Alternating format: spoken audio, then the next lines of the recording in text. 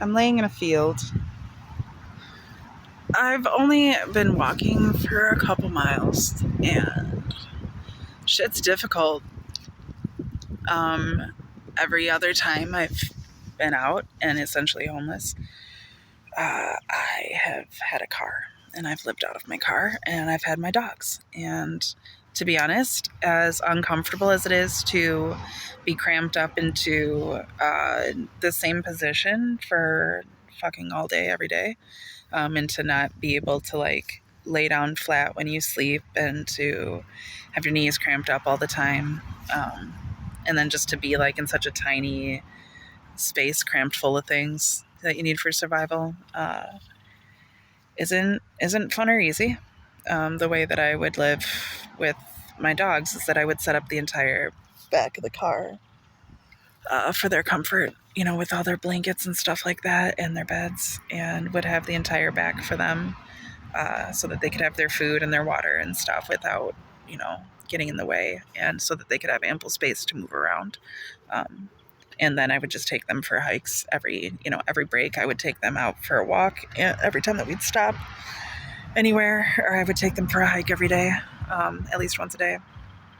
And, we tend to actually get out much more being in a car that way. But I never took them without the car, and I don't think that they're tiny dogs, I don't think that they'd have survived. But this is different because I don't have a car. I'm going out on foot this time, and I'm going out without my dogs. I have this bag and this bag. This laptop bag is full of art stuff. It has a giant binder that's full of tons of papers and art. There's pens and stuff in there. That's about it. The whole bag itself probably weighs 6 pounds with everything in it. And then it's also attached to my water bottle, which I need to find if I can put that somewhere else because it is fucking my shit up. To have it strapped over just one shoulder. But it doesn't have I had to hook it onto the thing, and I don't have another carabiner, so I might figure something out. Otherwise, that's really a bitch because this water bottle itself weighs...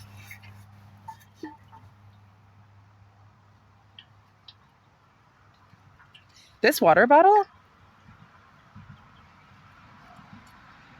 It has to weigh more than 5 pounds. That's fucking heavy. So that's a lot. The bag itself, I have a big bag of like baby wipes in there. I have shampoo, conditioner, lotion, body spray, like that kind of stuff and everything, and then just clothes and a pair of shoes. I'm pretty sure that's all that's in there, but it weighs a fucking lot. It's the bag is probably like 40 pounds. So yeah, I would guess that I'm carrying about 60 extra pounds, which I'm not known for being in great shape to begin with either. So, deciding my end goal is to hike essentially from here in Wisconsin to Texas. That's my goal. Might end up in California instead. Probably not. I don't know. I don't know what the universe holds for me. My point is to go from here to the end point. I want to go where I'm going to end up for a while. I'm fine with traveling. I'm fine with moving around. But I'd also like a little bit of stability in my life. I would like a place that is mine, that I can have my dog, preferably, that I can do all my art and do music and do podcasting and do, writing and all my stuff from. And it would be good. The few times I've had my own space, it's always been month to month. And then I get a 30-day notice, randomly. The first time was because they wanted to renovate everything, so they kicked everybody out. The second time was because I was a live-in caregiver and was also working full-time as a landscaper and was picking up hours for 3 different caregivers as the live-in. And I literally was working from 6 o'clock in the morning until 10 o'clock at night every fucking day, including on the weekends. and it was getting to be too much. I was struggling to care for myself. So I told the woman that I was caring for that I couldn't care for myself any longer and I wasn't going to be able to care for her. Offered to pay extra rent just to be able to stay there while I continued to do my landscaping job, and that, once I was more comfortable again, maybe I could get back into it. But she wasn't comfortable with that. She wasn't comfortable with me being there if I wasn't going to take care of her. She tried to kick me out right away. Told her that wasn't legal and that she had to give me a 30-day notice, and so she did. But she made it kind of a bitch the entire time, made it real awkward, and just because she was mad that I didn't want to be her caregiver anymore when I had done so much work for her in that just to help people out. I wasn't asking for anything except space to heal myself after I'd gotten injured taking care of her. It just was a bunch, and I was like, fine, I'm not trying to stay somewhere I'm not welcome. But I had 2 dogs, and it's always hard to find space, so I ended up moving down to Florida because I was talking to this guy. That's just a whole other story. I just don't want to talk about it. I just don't want to talk about it right now. I'll get into that at some point. But yeah, why was I bringing up that? Oh, because so that was why I ended up kicked out again, or 30-day notice again. That was the only other place. Month to month places, or working to stay where you live. Like it's great. It's wonderful. I also worked at a farm before, and working was how I was able to stay there, which is wonderful. But it's also, I've done it several times, and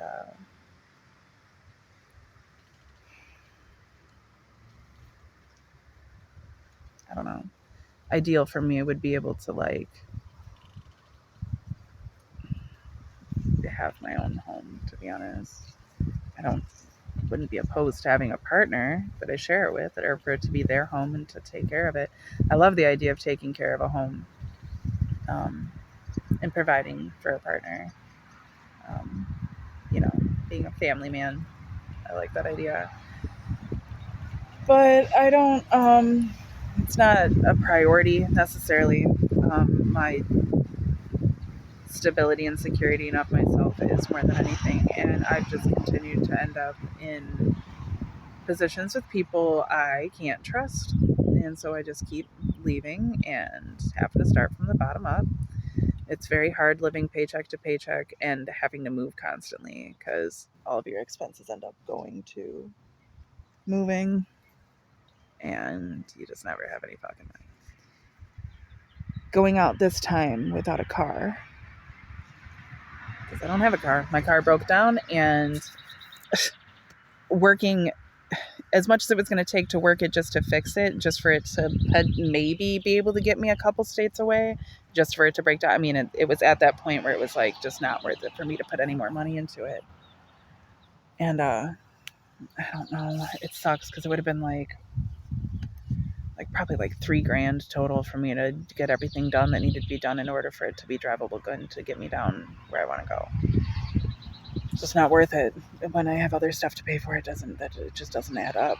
And especially if I get down into the city, I get into a city, I can figure out city transport. Not everybody has a vehicle, and plenty of people make it work. I can make it work. This is all very new to me. I'm extremely overwhelmed. Um, I just process things real slow, being without my dog after having put my other dog to sleep. This whole year has been, it's been a lot. My grandma died in December, and my parents told me that I had an inheritance from her, but then a whole bunch of sketchy shit started happening with it and them. And the girl that I lived with, because I confided in her about it, and all of a sudden she started getting weird and shitty. And it was there's she was under the impression that I was like gonna be making it out, getting a whole bunch of money and like a house, which is not how it works, even to begin with. Even if I had just been given those things, it still wouldn't be like a massive amount. But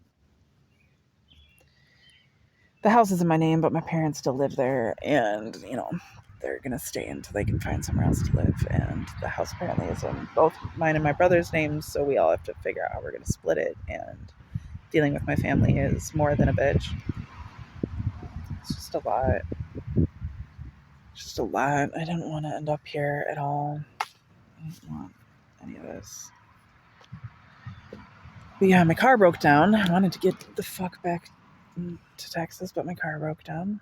And which is weird, to be honest. It was running fine, and then all of a sudden the radiator was absolutely destroyed. It looked like somebody had driven through a fucking field. There was literally like a giant like grumble bush underneath the car. When I took it in, I was like, don't know what that's from. It's been tried. Literally just drove it from Texas just fine. Got here, didn't hit anything that I'm aware of, but and I drove all the way from Texas to Wisconsin. Drove back and forth from Wisconsin to Illinois, about an hour's drive, 3 different times to clear out my storage unit. And and then out of nowhere, after I was almost done cleaning out my storage unit, and then it broke down. So, I mean, I'd just done. So there's brakes on a car.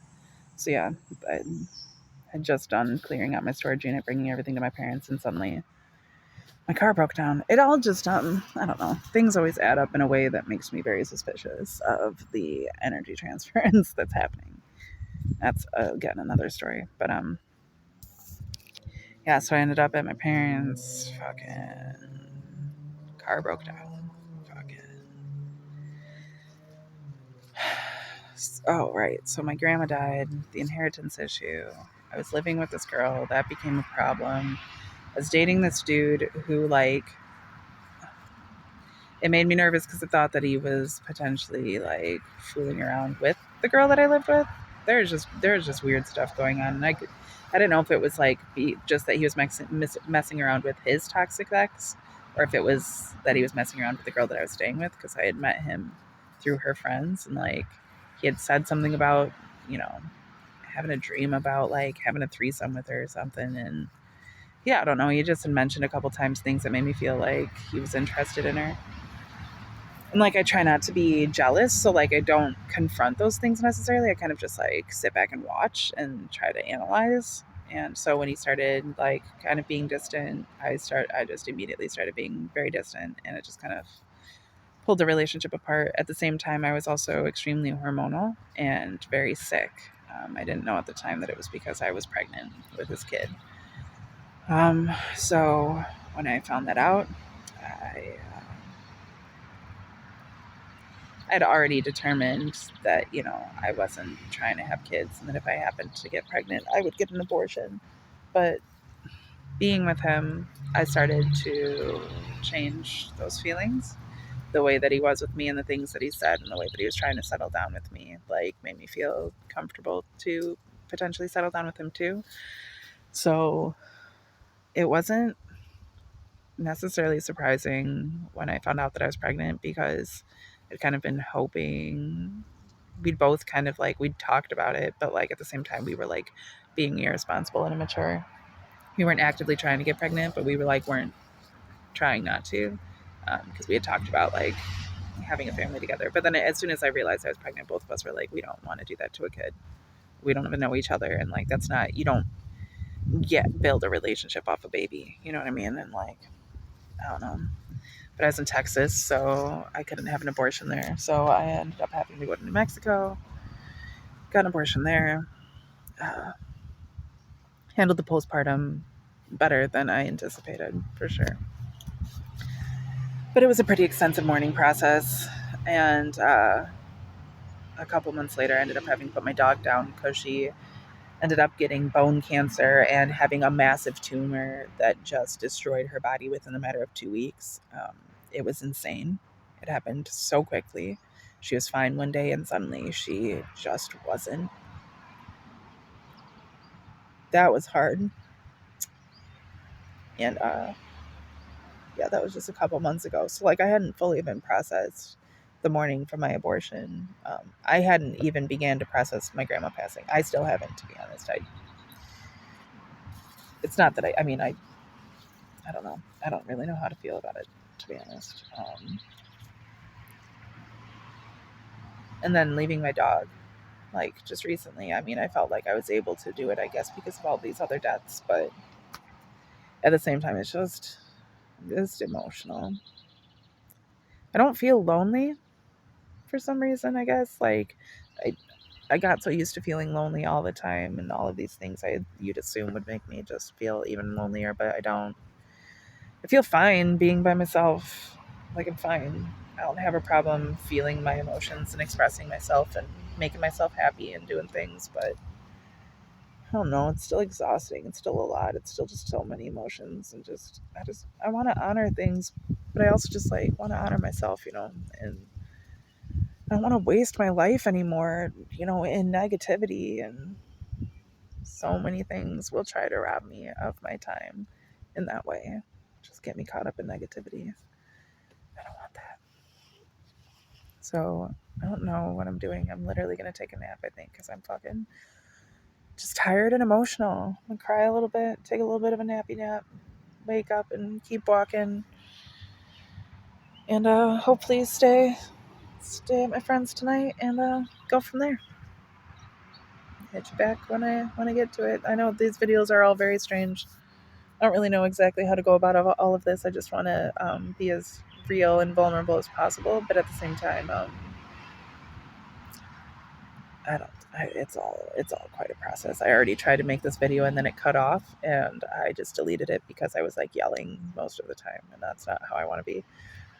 But at the same time, I want to be vulnerable with these videos, and I don't want to shy away from the reality of everything that I'm going through either. So uh, I'm gonna just take a nap and restart once I'm rejuvenated. All right, so here's to sleeping in a field.